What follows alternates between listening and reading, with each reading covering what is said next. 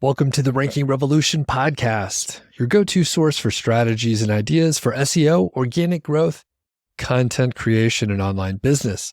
I'm Doug Cuttington. I'm your host.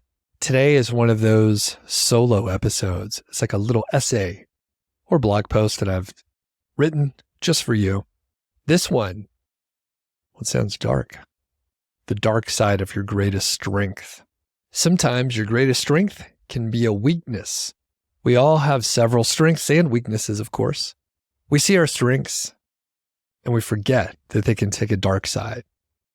So before I get into the details of one of my strengths, think of your top 3 strengths. Pause, think of them. I'll pretend like I'm pausing here, but you pause if you need to. I'll buy you a minute or two here. Okay, do you have 3 of them? Excellent. I'll go over 4 little parts here. So I'll give you an example from one of my favorite TV shows. Number 2, I'll go through a strength and why it's been very helpful for me working for myself and even professionally. I'll let you know why my strength can be a weakness and some specific examples. And 4, lastly, what you can do to help prevent or at least reduce the chances of your strength becoming a negative and becoming a weakness, biting you in the ass here. Okay, the first thing is an example from The Office, the TV show, the US version. This is a little bit of a detour. It's one of my favorite shows. I think I've watched it like 3 times through all the way. And if you're unfamiliar, this won't land as well, but I think a lot of people watch this show. So Michael Scott is the well-meaning but clueless manager from The Office. His greatest strength is his deep desire to be liked and to create a family-like atmosphere at work. Seems mostly good most of the time. However, this trait becomes his downfall, leading to inappropriate jokes, misguided attempts at bonding, and ultimately a less than professional work environment. He created the Dundies. That's an award ceremony.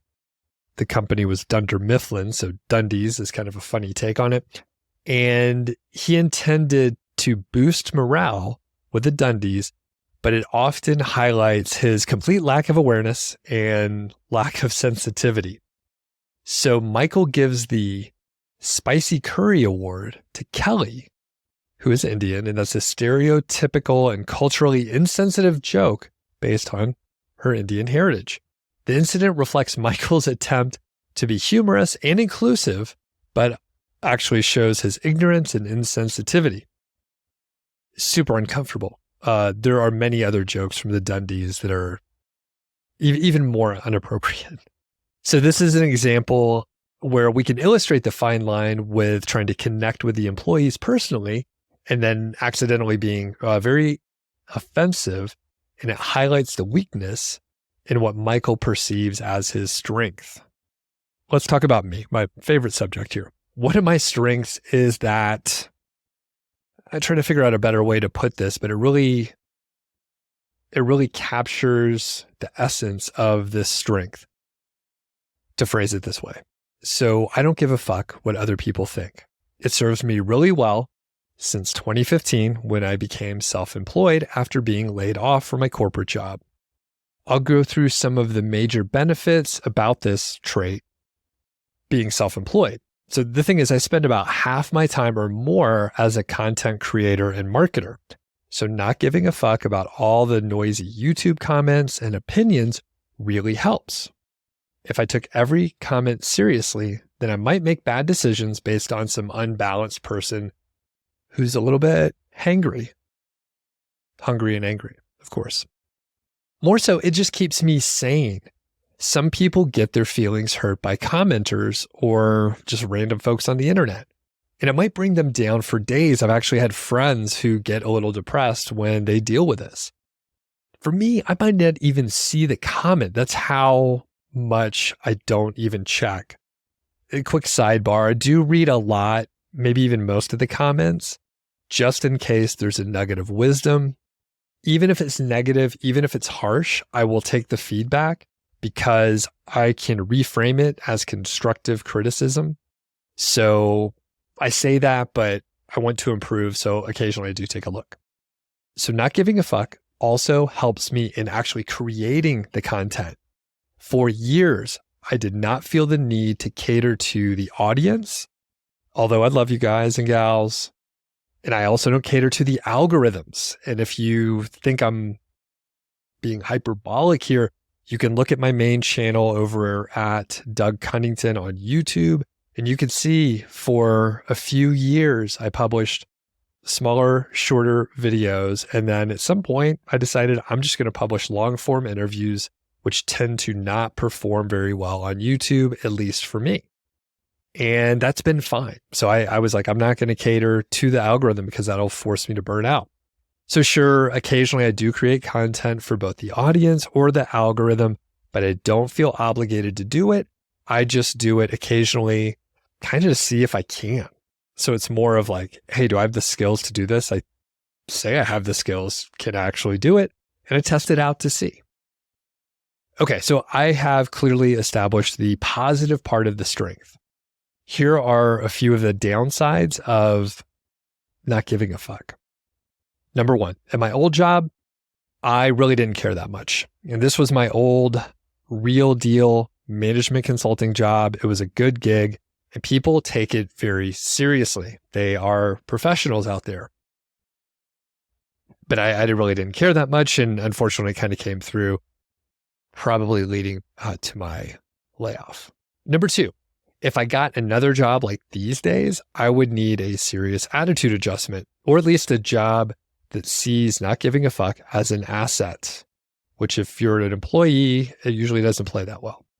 So luckily, I don't plan on having another job working for someone else, period. Hard end of sentence there. Number three, currently I can run ads for some companies. I don't have any exclusive deals or anything, but occasionally I do run these ads. The thing is, because I don't care that much, I've said some negative things about companies or products or services based on what I've seen. And it's very honest. And of course, that does bring credibility, but it can impact revenue. And I think a lot of creators on YouTube, they end up in a place where they're in the back pocket of too many companies and it's their livelihood. And then they censor themselves, whether it's intentionally or not.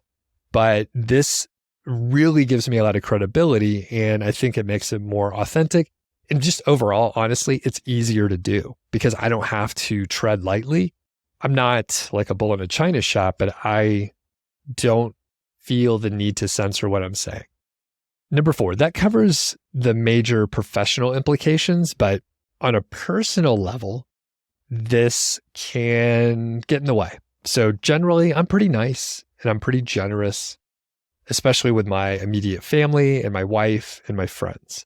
But I think I might get some friction with secondary level relationships. So keep this between us. But if my in-laws had some strong opinions that I didn't agree with, I might shrug it off and we'll leave it at that. But I think you get the point. You know, my friends, my immediate family, my wife, Georgie, those are like the core pieces here. But it can present some problems if I'm like, I don't care. People don't really want to hear that. So to wrap all this up, it's about finding the sweet spot and being self-aware. So like I said, I don't give a fuck, but I am self-aware that that doesn't land well in certain environments. So sometimes I have to keep it internal. The takeaway for you is to keep an eye on your strengths. I mean, it's very valuable to understand your strengths, to go hard on those strengths, lean into it, even exploit those strengths. But they probably should have some boundaries, and you should be self-aware of those boundaries so that your strengths don't start to work against you. You should be open to feedback, thinking about how your actions impact those around you, and being cool with changing things up so that you can ensure your strengths stay your superpowers and not your kryptonite. Full disclosure, I think ChatGPT wrote that last line. That doesn't sound like something I'd say, huh? All right, that wraps up this solo episode. Please let me know what you think of these shorter episodes. If you're over on YouTube, leave a comment. You could say, these are great. These suck. I'll probably see it, maybe. I don't know. But the algorithm sees it. I know that for sure. And if you're listening on the audio side, that kicks ass. Make sure you shoot me an email, feedback@rankingrevolution.com, and let me know what you think.